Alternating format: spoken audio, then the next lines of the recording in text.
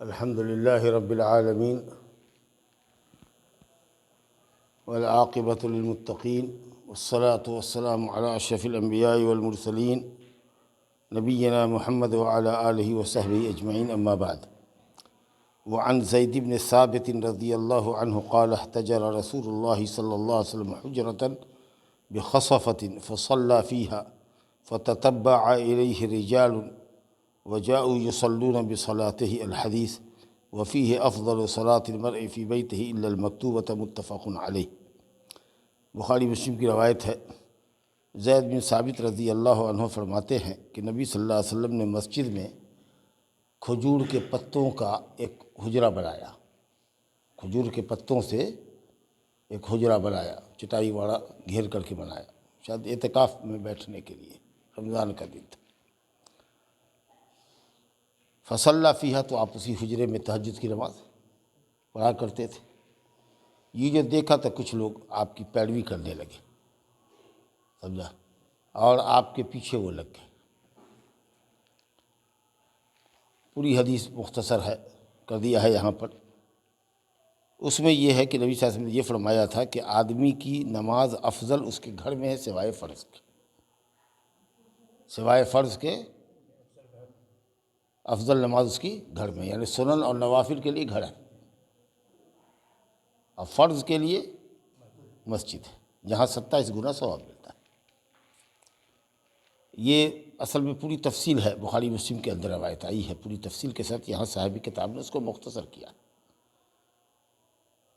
کہ آپ کے پیچھے لوگ لگ گئے نماز میں، تو معلوم ہوا کہ اگر کوئی شخص اپنی نیت سے نماز پڑھ رہا ہے اور کوئی آدمی آ کر کے اس کے ساتھ لگ جائے تو اب وہاں سے وہ امام بن جائے گا۔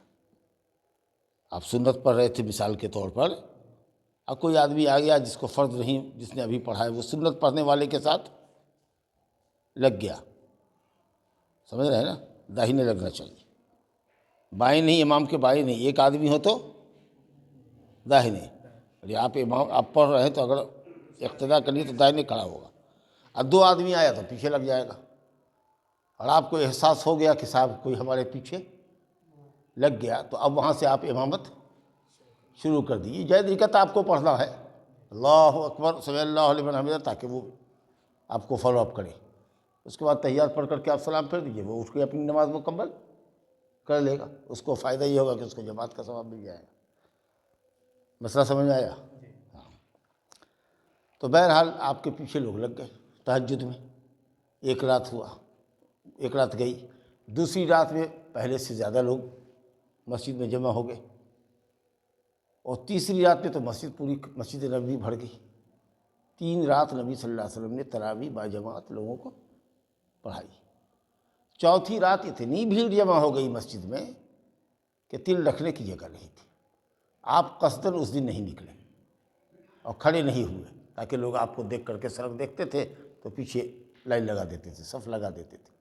آپ قصداً نہیں، اور لوگ کنکریوں سے آپ کے گھر پر نشانہ بناتے رہے کہ کہیں سو گئے ہوں تو جگ جائے، کھوکھی کھکھاڑا کرتے رہے، لیکن آپ بالکل نہیں نکلے، یہاں تک کہ ایک دفعہ فجر کے وقت نکلے، اذان جب ہوئی تھی، اور کہا کہ لوگوں تمہاری حالت ہم پر پوشیدہ نہیں رہی، ہم جان رہے تھے کہ تم بھیڑ لگائے ہوئے اور ہمارے گھر کو کنکریوں سے نشانہ بھی بنا رہے ہو، ہم کو متنبہ بھی کر رہے ہو، لیکن ہم قصداً نہیں نکلے اس وجہ سے کہ اتنی بھیڑ دیکھا، مجھے اندیشہ ہوا کہ کہیں اللہ تعالیٰ تمہارے شوق کو دیکھے تو کہیں تراویح باجماعت مسجد میں ادا کرنا امام کے پیچھے فرض نہ کر دے، اور تم پھر بعد میں اس کی طاقت نہ رکھو۔ اور اسی موقع پر آپ نے فرمایا کہ جاؤ، افضل نماز لوگوں کی گھر میں ہوتی ہے سوائے فرض کے۔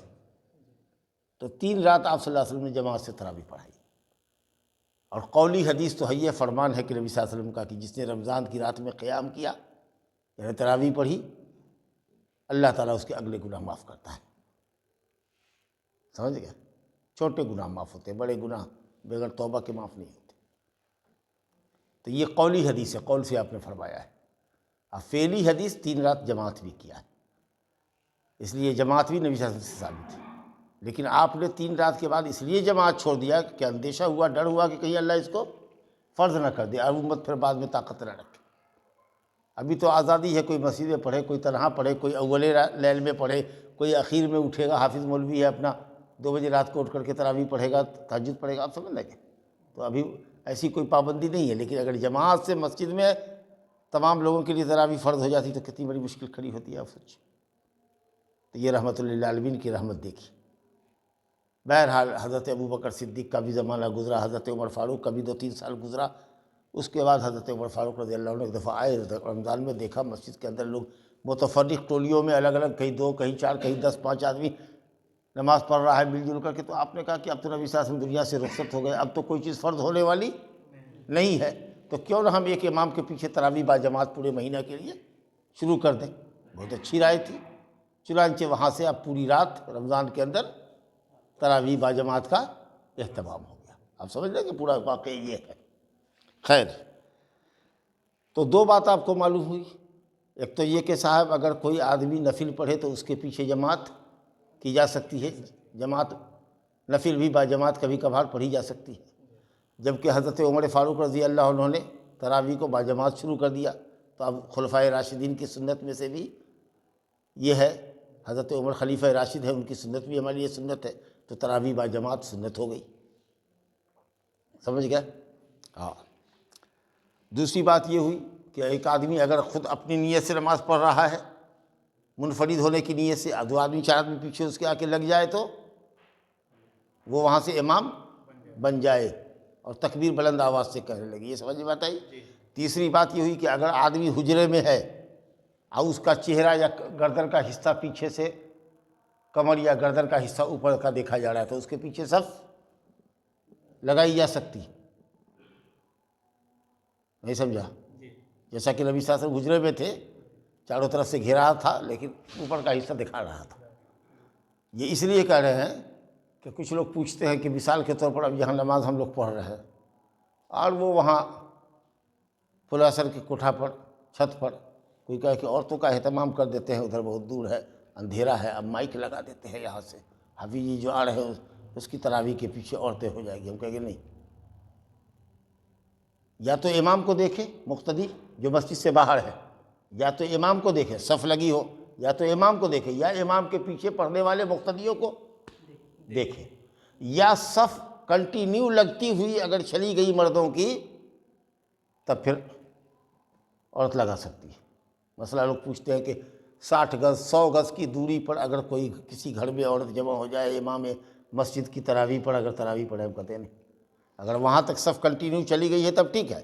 جیسے کہ اب 2 صف اگر آپ یہاں سے لگاتے ہیں، 3 صف 4 صف آپ کی آنگن میں چلی گئی، سامنے والے جو مرتضیٰ کا کوٹھا ہے، چھت جو ہے اس پر اگر عورتوں نے لگا دیا، لائٹ آپ نے اندر کی بند کر دی تاکہ عورتوں کے اوپر نظر نہ پڑے، ہو سکتی ہے وہ، کیونکہ صف یہاں تک لگی اور اس کے بعد اسی کا گھر لگا ہوا ہے، نہ سمجھا؟ یا بیچ میں یہ سڑک ہے، اسی کے بالمقابل ایوب کے گھر پر اگر آگ لگا دیجئے تو بھی کوئی حرج نہیں ہے، امام سے پیچھے لگ جائے تو۔ بیچ میں اگر راستہ حائل ہے یا ندی نہر حائل ہے تو کوئی حرج نہیں ہے، لیکن اگر پلین زمین ہے تو اقتداء کرنے کے لیے اگر آپ گھر سے یا گھر کی چھت سے کرنا چاہتے ہیں تو امام کو یا امام کے پیچھے پڑھنے والوں کو وہ دیکھ رہے ہوں، اور دوسری شرط کیا ہوئی کہ صف وہاں تک پہنچ رہی ہو، لگاتار صف لگی ہوئی ہو، تب آپ اقتداء کر سکتے ہیں۔ اب بات سمجھ آئے؟ چھت کے اوپر تو مسجد ہے تو یہ 10 تلہ بھی جائے گی تو یہ اس کا حکم مسجد ہی کا ہوگا، نہیں سمجھا؟ بس یہ کہ مائک کی آواز جانی چاہیے، ہاں۔ اور اگر کرنٹ چلا گیا تو آنگن میں رہنے والے کو یہ کہہ دیجئے، یا بعض مسجدوں کے اندر دیکھیے گا کہ تھوڑا سا کسی حصے پر روشن دان بنا دیا جاتا ہے، امام کی جگہ ہے نا یہاں سے روشن دان بن جاتا ہے تاکہ امام اگر کرنٹ چلی گئی تو زور سے کہے گا تو دوسرے والے کو پہنچے گا، دوسرا والا زور سے اللہ اکبر کہے گا تو تیسرا تلہ والا کو پہنچے گا۔ بہرحال وہ تو انتظام آپ کو کرنا ہے، ہم صرف یہ بتا رہے ہیں کہ آدمی مسجد سے باہر کا آدمی مسجد کے امام کی اقتداء کرے گا تو اس کے لیے 2 شرط بنیادی یاد رکھیے، کہ ایک تو یہ ہے کہ وہ امام اور مقتدی کو دیکھ رہے ہوں، سمجھا؟ ایک شرط، دوسری شرط یہ ہے کہ صف وہاں تک پہنچ رہی ہے، سمجھا؟ کہ ہاں بیچ میں اگر نہر اور راستہ حائل ہو تب کوئی حرج کی بات نہیں ہے۔ چلیے، فرض نماز مسجد میں افضل ہے، نفل نماز گھر میں افضل ہے، لیکن بعض نوافل ایسی ہیں جس کے لیے جماعت مشروع ہے، جیسے تراویح باجماعت ہے، تو جس کو قرآن نہیں پڑھنے آتا ہے وہ امام کے پیچھے تراویح پڑھے، وہ اس کے لیے افضل ہے تنہا پڑھنے سے۔ ویسے بھی گھر میں کون پڑھتا ہے، سستی اور کاہلی لوگوں کو گھیر لیتی ہے، امام کے پیچھے تو آدمی پڑھ بھی لیتا ہے، سمجھا کہ اسی طریقے سے چاند گڑھن کی نماز ہے، سورج گڑھن کی نماز ہے، سمجھا؟ ہاں، تو یہ مسجد میں پڑھی جاتی ہے، اس کے لیے جماعت ہی ہے، اکیلے نہیں پڑھی جا سکتی ہے۔ تو اگر ایسی کوئی نفل ہے، سنت ہے، عید کی نماز ہے عیدگاہ میں پڑھی جاتی ہے، صلاۃ الاستسقاء ہے بارش طلبی کی نماز ہے وہ میدان میں پڑھی جاتی ہے، اس سب کے لیے جماعت ہے۔ تو جس سنت کے لیے جماعت ہے وہ تو مسجد میں افضل ہے، گھر میں نہیں۔ تو مراد لے دے کر کے کیا ہوا کہ صرف نماز سے پہلے اور بعد والی جو ہم لوگ سنت پڑھتے ہیں وہ، اور اسی طریقے سے چاشت کی نماز جو ہوتی ہے وہ، اسی طریقے سے رات کی تہجد جو ہوتی ہے سال بھر رمضان کے علاوہ، یہ سب نمازیں لوگوں کی کہاں افضل ہیں؟ گھر میں افضل۔ بات سمجھ میں آ گئی؟ اور یہ افضل اس لیے ہے کہ گھر میں نماز پڑھنے سے ریاکاری سے آدمی محفوظ رہتا ہے، سمجھتے کیا؟ دوسری بات یہ ہے کہ گھر کے اندر سکون ہوتا ہے، اور سکون اور خشوع خضوع زیادہ وہاں پایا جاتا ہے۔ مسجد کے اندر کوئی کھانس رہا ہے، کوئی ہنس رہا ہے، کوئی چپڑ چپڑ چل رہا ہے، کوئی بچڑ بکڑ بات کر رہا ہے، آدمی گھر میں جاتا ہے پرسکون ہوتا ہے، سمجھا کہ نہیں؟ ہاں، تیسری بات یہ ہوتی ہے کہ گھر کے لوگوں کو، بچوں کو نماز کی عادت پڑتی ہے، شوق جگتا ہے، اور جس کو نماز نہیں پڑھنے آئے گا وہی بچہ آ کر کے بغل میں آپ کے کھڑا ہو جائے گا، اور رفتے رفتے آپ اس کو سمجھا لیجیے گا، سمجھا کہ نہیں؟ چوتھی بات یہ کہ گھر میں خیر و برکت کا نزول ہوگا اگر آپ وہاں نماز لے جائیے گا پڑھنے کے لیے، تو سمجھا کہ نہیں؟ کہا گیا کہ گھر کو قبرستان مت بناؤ، کچھ نمازیں اپنی گھر میں بھی پڑھا کرو، سنت نفل، سمجھ رہے؟ چلیے، اب یہ ایک حدیث ہو گئی۔ اب اس پر زیادہ گفتگو کریں گے تو پھر وقت زیادہ لگے گا، اور ہم سمجھتے ہیں کہ آدھے لوگ تو آپ لوگ جھپلاتے رہتے ہیں، جب درس ہوتا ہے تو اس دن جھپکی بہت آتی ہے، اور کے بعد جھپکی نہیں رہتی ہے 10 بجے رات تک۔ جس دن درس رہتا ہے اس دن شیطان خوب اچھی جھپکی دلاتا ہے آپ لوگ کو۔ چلیے، کیونکہ شیطان کو دشمنی ہے کہ آپ کے پاس علم آ جائے گا تو صحیح سے نماز پڑھنے آ جائے گا، وہ چاہتا نہیں ہے کہ آپ کو صحیح سے نماز پڑھنے آ جائے، ایسے ہی جاہلے رہے۔ چلیے، تو ذرا سے جگ کے رہیے۔ دوسری حدیث دیکھیے، یہ امامت کا طریقہ ہے، امام کا کیسی امامت کرنی چاہیے وہ دیکھیے، زبردست حدیث ہے۔ حضرت جابر بن عبداللہ رضی اللہ عنہ کہتے ہیں کہ صلی معاذ باصحابہ العشاء فطول علیہم، ایک دن حضرت معاذ نے اپنے لوگوں کو، اپنے ساتھیوں کو، اپنے محلے والوں کو عشاء کی نماز پڑھائی، اور بڑی لمبی نماز پڑھائی۔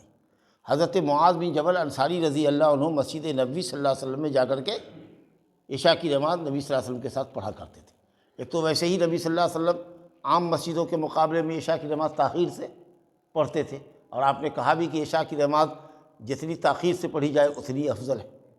یہ الگ بات ہے کہ لوگوں کو نیند آ جائے گی، عورتیں بچے سو جائیں گے جو نبی صلی اللہ علیہ وسلم کے پیچھے آیا کرتے تھے، تو اسی لیے آپ اول وقت میں ہی پڑھتے تھے، لیکن تھوڑا عام مسجدوں کے مقابلے میں عشاء کی نماز تاخیر سے پڑھتے تھے۔ حضرت معاذ بن جبل وہاں رہتے تھے، مسجد نبوی میں ایک فرض کی نماز پڑھنا 1000 نماز سے بہتر ہے۔ مسجد نبوی کے علاوہ مدینہ میں بھی کسی بھی مسجد میں نماز پڑھو تو 1000 نماز وہاں، اور مسجد نبوی میں ایک نماز، تو کون چھوڑے گا مسجد نبوی کی امامت نماز کو؟ نہیں سمجھا؟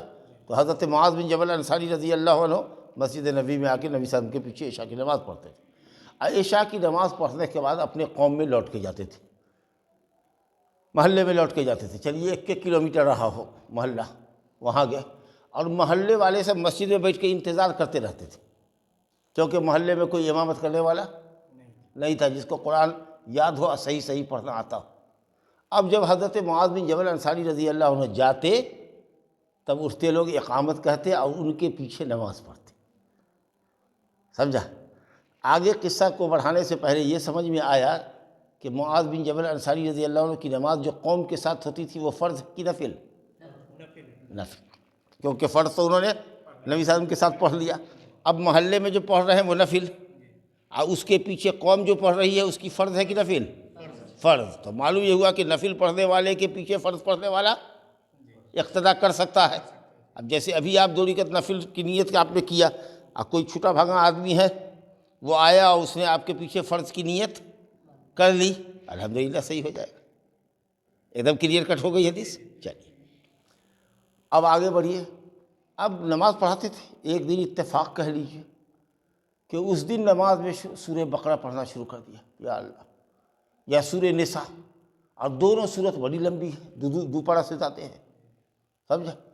اور اس محلے کے لوگ تھے کاشتکار، جیسے ہمارے اس محلے کے لوگ کھیتی باڑی کرتے ہیں، باغ باغیچہ میں پانی وانی پٹاتے تھے، درختوں کی دیکھ ریکھ کیا کرتے تھے، دن بھر کے بیچارے تھکے ماندے تھے۔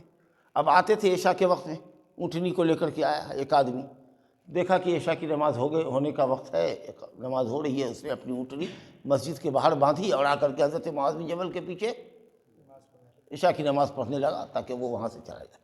جب دیکھا کہ الحمد شریف کے بعد انہوں نے سورہ بقرہ یا سورہ نساء شروع کر دیا تو اس آدمی نے ان کی اقتدا چھوڑ دی، سمجھا؟ اب صفی کے اندر یا صف سے باہر نکل کر کے دونوں امکان ہے، اس نے اپنی نیت سے 4 رکعت نماز اپنی پڑھ لی، اپنا گھر چلا گیا، اب تو پڑھتے رہو، دوپہر رہی پڑھا۔ اتنی ہمت نہیں ہے ہماری کہ دن بھر تھک کر کے آئے ہیں، کھٹ کے آئے ہیں، اور دوپہر آپ کے 2.5 پارہ پہ آپ کے پیچھے رہے۔ یہاں تو 8 رکعت میں 1 پارہ ہوتا ہے تراویح میں، تو لوگ کہتا ہے بڑی لمبی نماز ہوتی ہے، وہ اور شارٹ ہونی چاہیے، اور کم کیجیے، بڑی سا تھوڑا سا اور تیز پڑھیے۔ 1 رکعت میں اگر سورہ بقرہ سورہ نساء 2.5 پارہ پڑھ لے کوئی، تب کیا کیجیے گا؟ سوچیے۔ بہرحال وہ آدمی نکل گیا۔ حضرت معاذ بن جبل کو جب معلوم ہوا کھڑے، اس میں جماعت میں شامل ہوا اور وہ میرے پیچھے نماز نہیں پڑھا، کہا وہ منافق ہو گیا، وہ لگتا ہے کہ وہ کیا ہو گیا؟ منافق ہو گیا، دل میں کچھ زبان پر کچھ، سمجھا؟ میں اس کی شکایت کروں گا نبی صلی اللہ علیہ وسلم کے پاس۔ اور اس آدمی کو معلوم ہوا تو اس نے کہا کہ وہ کیا شکایت کریں گے، کہ کل ہم نبی صلی اللہ علیہ وسلم کے پاس جا رہے ہیں ان کی شکایت لے کر کے کہ یہ امامت کرتے ہیں کہ کیا کرتے ہیں۔ جا کر کے وہ آدمی پہنچا اور کہا یا رسول اللہ دیکھیے ہم لوگ اصحاب النوازے ہیں، اونٹنیوں پر پانی بھر بھر کر کے کہاں سے چشمہ سے پانی بھر کے لاتے ہیں ندی سے، اور یہاں پیڑوں کو پٹاتے ہیں، باغ باغیچے میں دن بھر رہتے ہیں، وہی نماز وغیرہ اور بقیہ وقت کی پڑھتے ہیں، تھک کر کے چھوٹ گھر پر آتے ہیں، اور یہاں آئے تو انہوں نے سورہ بقرہ یا سورہ نساء شروع کر دیا۔ اب اس کے بعد حضرت معاذ بھی پیچھے آئے، نبی صلی اللہ علیہ وسلم کو کہتے ہیں راوی کہ اتنا غصہ ہوتے ہوئے میں نے کبھی نہیں دیکھا تھا، جتنا غصہ آپ معاذ پر ہوئے، اتنا غصہ ہوئے امام پر۔ کہا افتان انت یا معاذ، لوگوں کو فتنے میں ڈالتے ہو، لوگوں کو نماز سے نفرت دلاتے ہو معاذ، اگر ایسی اتنی لمبی نماز پڑھنے لگے تو کون تمہارے پیچھے نماز پڑھے گا، کون مسجد میں آئے گا اقتدا کرے گا؟ اتنا ڈانٹا کہ سٹی پٹی گم ہو گئی حضرت معاذ کی، اور کہا کہ سنو جب امامت کرو تو قوم کا خیال رکھا کرو، کیونکہ اس میں کم عمر کے بھی لوگ ہیں جو لمبا قیام نہیں کر سکتے تمہارے پیچھے، اس میں بوڑھے بھی لوگ ہیں جو تمہارے پیچھے نہیں سکیں گے اتنے لمبے قیام میں، اس میں مریض بھی ہے جو بیماری کی وجہ سے زیادہ دیر تک ٹھہر نہیں سکتا، اور اسی میں کوئی حاجت مند ضرورت مند بھی ہے جس کو ہو سکتا ہے کہ چینی کا مریض ہے، پیشاب لگ جائے، کچھ ہو جائے یا کہیں اس کی ٹرین ہے۔ ہاں اگر تنہا نماز پڑھنا ہے تو اور لمبی کرو، جتنی لمبی چاہو تمہاری نماز ہے، اکیلے پڑھ رہے ہو گھر میں، لیکن اگر جماعت سے نماز پڑھتے ہو تو پورے قوم کا خیال رکھنا پڑے گا، سمجھا؟ پھر آپ نے یہ فرمایا کہ دیکھو جب امامت کیا کرو تو عشاء میں کیا پڑھا کرو؟ والشمس وضحاہا، ابھی پڑھا نا ہم نے، کہا کہ سبح اسم ربک الاعلیٰ، اقرأ بسم ربک الذی خلق واللیل اذا یغشی، اس طرح کی صورت پڑھا کرو، یہ یا اس طرح کی صورت پڑھا کرو، سمجھا؟ اب چلیے، اب آپ سے پوچھیں کہ فجر کی سنت میں ایک دن کی سنت ہے، جمعہ کے دن الف لام میم سجدہ، 3 رکوع ہے اور 2 رکوع ہے سورہ دہر، تو اس دن لمبی نماز ہو جاتی ہے۔ کوئی کہ مولوی صاحب کتنا لمبا فجر پڑھتے ہیں، بڑے کہاں پڑھتے ہیں بھائی، وہی صورت تو پڑھتے ہیں جو نبی صلی اللہ علیہ وسلم سے فجر میں پڑھنا ثابت ہے۔ تو اس سے کیا معلوم ہوا کہ اگر نبی صلی اللہ علیہ وسلم سے جس صورت کا پڑھنا ثابت ہے سنت، اگر وہ پڑھتے ہیں اور اس میں بھی کچھ لوگوں کو بھاری لگے کہ نہ ہماری کمر ٹیڑھی ہو جاتی ہے، تو اس کے کمر ٹیڑھے ہونے کی ہم پرواہ نہیں کریں گے، اگر ٹیڑھی ہو جاتی ہے تو بیٹھ جاؤ، لیکن ہم پڑھیں گے وہی صورت کیونکہ سنت رسول ہے۔ ہاں لیکن عشاء میں ہے کہ واللیل اذا یغشی پڑھو، 15 آیت 20 آیت، نہ بڑی لمبی نہ بڑی چھوٹی، سمجھا؟ اب ہم اگر سورہ بقرہ پڑھتے ہیں تب آپ کو ٹوکنے کا حق ہے کہ کیا پڑھ رہے ہیں آپ عشاء میں، تو معلوم ہوا کہ فجر میں لمبی قرأت ہوتی ہے، اب مغرب میں عام طریقے سے چھوٹی قرأت پڑھی جاتی ہے، اور ظہر میں، عصر میں اور عشاء میں بیچ کی صورت پڑھی جاتی ہے۔ یہ ہے سنت نبوی۔ اگر کوئی اس سے بڑھ کے کام کرتا ہے تو اس پر انکار ہوگا، لیکن سنت سے جو قرأت ثابت ہے، اگر وہ سنت کے مطابق قرأت کرتا ہے تو اعتراض کا حق نہیں ہے، اور اگر آپ اعتراض کرتے ہیں تو اس کی پرواہ بھی ہم نہیں کریں گے۔ اگر ناراض ہوتے ہیں تو ناراض ہوئیے، پڑھنا ہے تو پڑھیے، نہ پڑھنا ہے تو کسی دوسری مسجد کو دیکھ لیجیے، آپ کی مرضی، لیکن جو سنت رسول ہے، جو قرأت ہے، اس میں کوئی کٹوتی نہیں کریں گے۔ بس یہی کہنا تھا کہ قوم کا لحاظ کرو، تو قوم اگر بیمار ہے تو بیٹھ جاؤ، نہیں کھڑے سکتے ہو تو بیٹھ کر کے نماز پڑھ لو۔ چلیے، ایک حدیث ہو گئی آپ کی، 2 حدیث ہو گئی، اور دیکھیے پڑھیے گا تب نہ علم آئے گا۔ اس طریقے سے مسائل کا علم ضروری ہے۔ آئیے ایک اور حدیث دیکھیے، یہ حدیث پہلے بھی ہم آپ کو سمجھا چکے ہیں۔ عائشہ رضی اللہ عنہ سے روایت ہے، نبی صلی اللہ علیہ وسلم نے لوگوں کی جو امامت فرمائی تھی مرض الموت میں، بیماری کے ایام میں نے بتایا تھا آپ کو کہ نبی صلی اللہ علیہ وسلم بیماری کے ایام میں تھے، اور آپ نے بیماری کے ایام میں امامت کے لیے مکلف کیا کن کو؟ سیدنا ابو بکر صدیق رضی اللہ عنہ کو۔ نماز جو اسلام میں کلمہ توحید و رسالت کے اقرار کے بعد سب سے پہلا اہم فریضہ ہے، اس کی امامت سونپی کس کو؟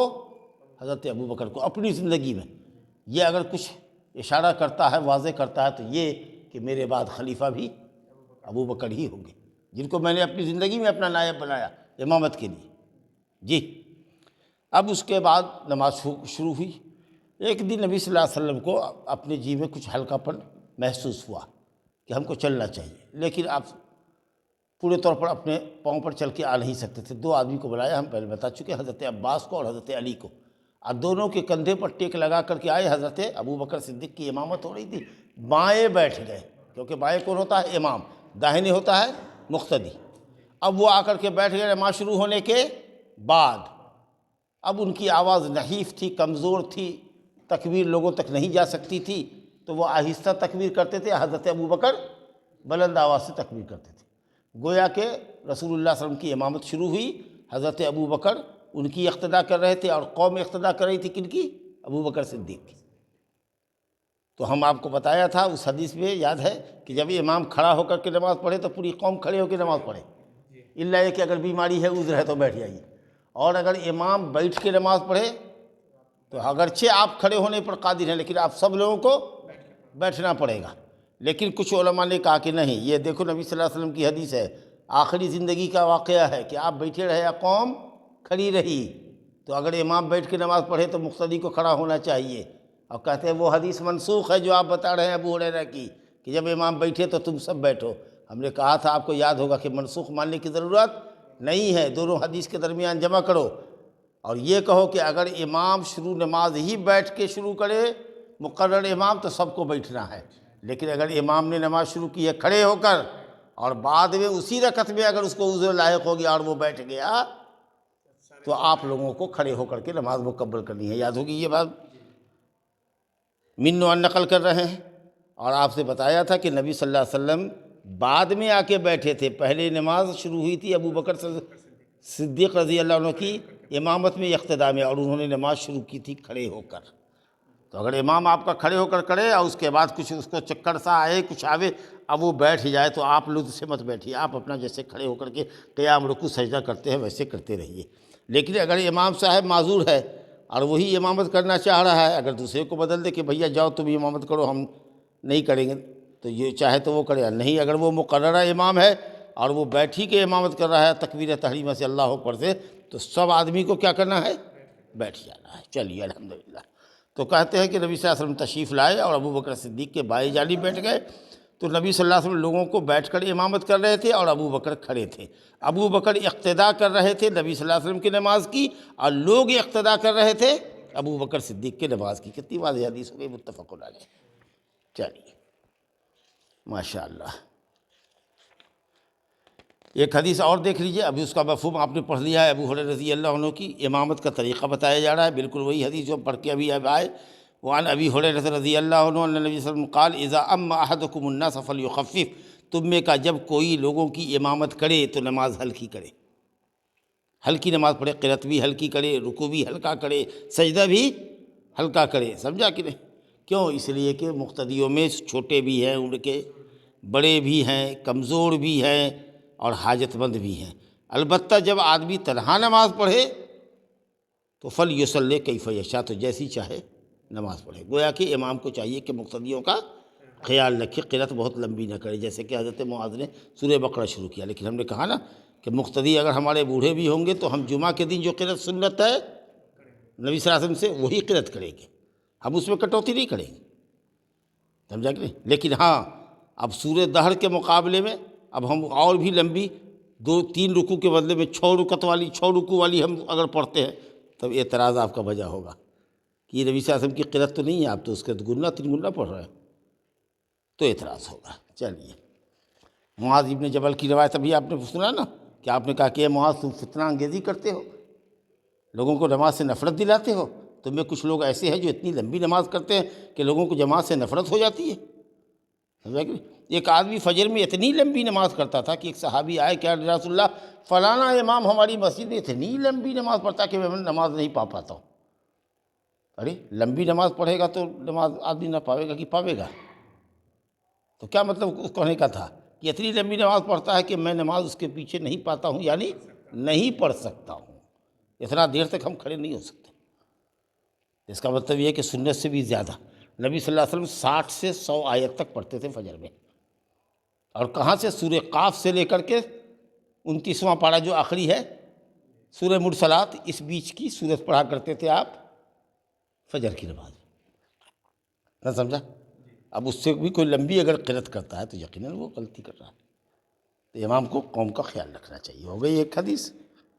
چلیے صاحب، اور آخری انشاءاللہ تعالیٰ اس درس کی ایک حدیث پڑھ کر کے معاملے کو سمیٹتے ہیں۔ عمر بن سلمہ رضی اللہ عنہ سے روایت ہے، ذرا سا دیکھیے اس کو، ہم کہاں کھڑے ہیں اس آئینے میں دیکھیے اپنے آپ کو۔ عمر بن سلمہ رضی اللہ عنہ کہتے ہیں کہ میرے ابا نے کہا کہ میں تم لوگوں کے پاس آیا ہوں نبی صلی اللہ علیہ وسلم کے پاس سے، وہ نبی حق ہیں۔ وفد کی شکل میں جب مکہ فتح ہو گیا سن 8 ہجری میں، تو عرب کے دور دراز کے قبائل آتے تھے اسلام لانے کے لیے مدینہ، ٹھیک ہے؟ تو یہ عمر ابن سلمہ قبیلہ جرم کے تھے، وہ غالباً شاید جدہ وغیرہ کے کنارے میں پڑتا ہے، پورب اور مشرق میں 80 یا 90 کلومیٹر جدہ سے مکہ کے قریب ہے وہ، کہاں مدینہ۔ تو وفد سن 9 ہجری میں پورے عرب سے گویا وفد آتا تھا اسلام سمجھنے کے لیے اور کلمہ پڑھنے کے لیے۔ تو یہ عمر ابن سلمہ کہتے ہیں کہ میں بھی گیا اپنے والد کے ساتھ، یا اور بھی لوگ قبیلے کے گئے۔ مسلمان ہمارا قبیلہ پہلے ہو چکا تھا، لیکن جب وفد سب جا رہا تھا تو ہمارے ابا بھی اور لوگ محلے سے نکلے کہ چلے، جا کر کے وہاں انہوں نے اسلام اپنا اور مضبوط کیا، نبی صلی اللہ علیہ وسلم کو قریب سے دیکھا، ان کے اخلاق و آداب کو دیکھا تو اور یقین ہو گیا کہ اس طرح کے اخلاق اور آداب والا نبی ہی ہو سکتا ہے، گویا کہ ان کا ایمان اور پکا ہو گیا۔ جب وہاں سے آئے تو کچھ تعلیمات جو لے کر کے آئے تھے مدینہ سے، اس میں ایک تعلیم یہ بھی تھی، ذرا سنیے گا۔ کہ ابا نے کہا کہ فَإِذَا حَضَرَتِ الصَّلَاةُ، نبی صلی اللہ علیہ وسلم نے فرمایا ہے، ابا کے ذریعے یہ بات ہم کو نبی صلی اللہ علیہ وسلم کی معلوم ہوئی کہ جب نماز کا وقت حاضر ہو، یعنی نماز کا وقت جب داخل ہو جائے، وقت نماز ہو جائے، تو تم میں کا کوئی ایک اذان دے، فَلْيُؤَذِّنْ أَحَدُكُمْ، تم میں کا کوئی ایک اذان دے۔ اس سے کیا معلوم ہوا؟ جب نماز کا وقت ہو جائے، داخل ہو جائے نماز کا وقت، تب اذان دے۔ پہلے بھی گفتگو آ چکی ہے کہ اذان وقت سے پہلے اگر دیجیے گا تو نماز نہیں ہوگی، اذان نہیں ہوگی، آپ کو پلٹانا پڑے گا اذان۔ ہو سکتا ہے کہ کوئی آدمی اللہ اکبر ہی کے انتظار میں ہو مؤذن کے، اور نماز شروع کر دے، اس کو کہیں جانا ہے۔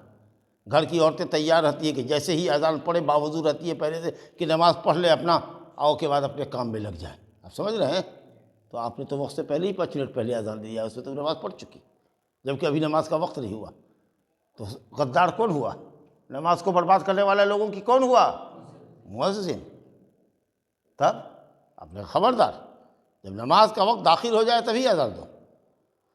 فَلْيُؤَذِّنْ أَحَدُكُمْ، تم میں کا کوئی ایک اذان دے۔ خطاب ہے مرد کو، عورت اذان نہیں دے گی۔ عورت اگر 20 کو بھی کہیں جا رہی ہے، آج کل تبلیغی جماعت میں نکلتی ہے عورت سے بھی، ہاں، گاؤں گھر میں تبلیغ نہیں کرے گی، گھر میں تبلیغ کے لیے نکل رہی ہے۔ کچھ عورتیں محرم کے ساتھ بھی نکلتی ہیں۔ تو چلیے اگر مرد حضرات ہیں تو وہ اذان دیں، وہ امامت کریں، ان کے پیچھے عورتیں ہو جائیں تو کوئی حد نہیں، لیکن اگر خالی عورتوں کا جتھا جا رہا ہو اور نماز پڑھنا ہو ان کو، تو ان کو اذان نہیں دینی ہے اور نہ اقامت کہنا ہے۔ اذان اقامت کچھ نہیں کہے گی، بس کھڑے ہو جاؤ، نیت دل میں ہے کہ فرض پڑھے، اللہ اکبر، سب پڑھ لیا، ہو گیا۔ اچھا، مردوں کی طریقہ سے عورت آگے نکل کے بھی امامت نہیں کرے گی، صف میں ہی بیچ میں کھڑی ہوگی، ٹھیک ہے؟ چلیے، تو اذان دینا اور اقامت کہنا مردوں کی شان ہے، مردوں کا کام ہے۔ اس کے بعد کہا وَلْيَؤُمُّكُمْ أَكْثَرُكُمْ قُرْآنًا، اور تمہاری امامت وہ کرے جس کو سب سے زیادہ قرآن یاد ہو، اور جس کو سب سے اچھا قرآن پڑھنا آتا ہو۔ سمجھ میں بات آ رہی ہے؟ جس کو قرآن سب سے زیادہ یاد ہو اور قرآن اچھے طریقے سے پڑھنا آتا ہو۔ سمجھا؟ اب اس کے بعد دیکھیے، کہتے ہیں کہ اب جب یہ خبر پہنچائی نبی صلی اللہ علیہ وسلم کی خبر محلے والوں سے، تو ٹٹولا گیا کہ کس کو کتنا یاد ہے بھائی، تیرے کتنا یاد ہے؟ تو ہمارے 2 صورت یاد ہے۔ آپ کو کتنا یاد ہے؟ تو ہمارے تو خالی قل هو اللہ یاد ہے۔ کھوجتے کھوجتے کھوجتے ایک بچہ نکلا 7 سال کا، سمجھا کہ نہیں؟ ہاں، 7 سال کا بچہ نکلا۔ وہ 7 سال کا جو بچہ دیکھیے وہ بغل میں بیٹھا ہوا ہے، 8 سال کا ہے وہ، تو اس کو سب سے زیادہ قرآن یہاں پر یاد تھا، پورے محلہ میں سب سے زیادہ اس کو قرآن یاد تھا، اور اس کو نماز پڑھانے کا طریقہ بھی معلوم تھا۔ تو اس کرائٹیریا پر کون بچہ اترا؟ وہ 6 سال کا یا 7 سال کا، جس پر ابھی نماز فرض بھی نہیں ہوئی، لیکن اس کو قرآن سب سے زیادہ یاد ہے اور نماز پڑھانے کا طریقہ یاد ہے۔ تو کہتے ہیں کہ میرے قبیلے نے مجھے کو امام بنا دیا، اب میں 5 وقت نماز ان کی میں ہی پڑھاتا تھا، کہیں بھی ہو، محلے میں ہو، محلے کے باہر ہو، امام صاحب ہم ہی تھے، سمجھ گئے؟ اور کہتے ہیں کہ ہمارے پاس جو ایک لنگی تھی جو کمر میں باندھتے تھے، چھوٹی تھی، سمجھا کہ نہیں؟ کہ تولیہ اولیا تھا، پتلا اتلا رہا ہوگا، ایک آدھ ہاتھ کا جو باندھ دیا جاتا تھا۔ یہ ہو سکتا ہے کہ ایک چادر رہی ہو جس کو ادھر دائیں سے بائیں اور بائیں سے دائیں کندھے پر پھینک کر کے گردن پر جو باندھا جاتا ہے، جس کو ہماری مقامی زبان میں کہتے ہیں گتیا باندھا ہوا۔ تو جو بچہ نماز پڑھتا اور سجدے سے جو اٹھتا، تو یہ جو جان کا، زانو کا جو اوپر والا حصہ ہے جو ہپ سے لگا ہوا ہے، یہ والا حصہ اگر کسی نے سر امام صاحب سے پہلے اٹھا دیا تو اس کا یہ زانو کا اوپر والا حصہ جو شرمگاہ سے قریب ہے وہ دکھ جاتا۔ تو عورتیں بھی تھی، کبھی وہ حافظ صاحب جو چھوٹے حافظ صاحب تھے، ان کی چتر دکھا گئی، تو عورتوں نے کہا اپنے گھر میں جا کر کہ کم سے کم ایسا کرو نا کہ امام صاحب کو اگر لنگی بنیا خرید دے تو کہ امام صاحب کو، تو ہم اپنے امام کی تو چتر تو ڈھانکو، سمجھا کہ اتنا چھوٹا تھا بچہ۔ تو کہتا ہے کہ لوگوں نے نیا کپڑا مجھ کو سلا کر کے دیا، سمجھا؟ تو اب چھوٹے بچے کی تو فطرت ہوتی ہے کہ نیا کپڑا سلائیے گا تو بہت خوش ہوگا۔ تو کہتے ہیں کہ ابھی تک جب سے میں مسلمان ہوا تھا اور عقل جب سے سنبھالا تھا، اتنی خوشی کبھی نہیں حاصل ہوئی تھی جتنا کہ آج کپڑا نیا ملنے کی وجہ سے ہوا۔ تو معلوم ہوا کہ امامت کا کرائٹیریا ہے کہ جس کو قرآن مجید سب سے زیادہ یاد ہو، اچھا پڑھنا جانتا ہو اور نماز کے مسائل بھی جانتا ہو۔ قرآن تو یاد ہے لیکن نماز کا مسئلہ یاد نہیں ہے، کہ بھول جائے گا تو کیسے سجدہ 100 کرے گا، کیا کرے گا، نہیں کرے گا، نہیں سمجھ میں آیا؟ ہاں۔ اور دوسری بات یہ کہ 7 سال کے اس بچے پر نماز فرض نہیں ہے، تو اب وہ جو نماز پڑھ رہا ہے اس کی نماز کیا ہوگی؟ نفل، کیونکہ فرض تو ابھی ہے ہی نہیں، اور اس کے پیچھے پوری قوم اقتدا کر رہی ہے، فرض کر رہی ہے۔ تو یہ حدیث بھی آپ کو مل لگی کہ نفل پڑھنے والے کے پیچھے فرض کی اقتدا کی جا سکتی ہے۔ ماشاء اللہ، تبارک اللہ۔ اور آپ دیکھیے 9 سال، 10 سال، 15 سال، 20 سال، 18 سال کے لوگوں کو دیکھیے کیا نماز پڑھنے آتی ہے، کیا مسئلہ ہے، کیٹھی صورت یاد ہے، وہ دیکھیے، اس بچے کو دیکھیے۔ اب آپ کہیے گا کہ تو عجب ہے کہ اتنے بڑے بزرگ لوگ تھے، اس بچے کو کیسے اتنا قرآن یاد آ گیا، مسئلہ مسائل آ گیا، جبکہ 6 سال یا 7 سال کا وہ بچہ تھا، عمر بن سلمہ۔ وہ کہتے تھے کہ جب بھی کوئی وفد مدینہ سے لوٹ کے آتا نا، تو میرا قبیلہ جرم تھا، وہاں پانی کا ایک چشمہ تھا، سارا قافلہ وہیں راستہ میں پانی کے لیے اترتا تھا، اب وہاں پڑاؤ ڈالتا، کھانا پینا پکاتا، اور نبی صلی اللہ علیہ وسلم سے جو کچھ دین کی بات سیکھ کے آتا اور جو قرآن پڑھ کے آتا، وہ سب قرآن ایک دوسرے کو یاد کراتا، اور ہم بھی وہیں پر سٹ کر کے ان لوگوں کے ساتھ بیٹھ جاتے تھے۔ بچہ بڑا ذہین تھا، ہوشیار تھا، یہ لوگ جو ایک دوسرے کو یاد کراتے تھے قرآن، وہ قرآن سنتے سنتے سنتے سنتے سنتے بہت اچھا سے یاد ہو گیا اس کا زیادہ حصہ۔ اب مسئلہ مسائل بھی نماز کا جو بیان کرتے تھے وہ بھی اس کو معلوم ہو گیا، جبکہ دوسرے بڑے لوگ اپنے اپنے کاموں میں مشغول ہوتے تھے، اور وہ بچے کو اللہ تعالیٰ نے شوق دیا تھا، ذہین بچہ تھا، سمجھا کہ نہیں، وہ جہاں دیکھے کہ کوئی نیا وفد آیا ہے، پڑاؤ ڈالا ہے اس نے، پانی کے گھاٹ پر چلا جائے، وہاں پر ان لوگوں کے ساتھ رہ کر کے علم سیکھ لے، قرآن یاد کر لے، یہ سبب تھا۔ تو الحمدللہ آپ نے درس مکمل کیا، اور انشاءاللہ اسی درس کے اوپر آج کا یہ وقفہ ختم کیا جاتا ہے انشاءاللہ۔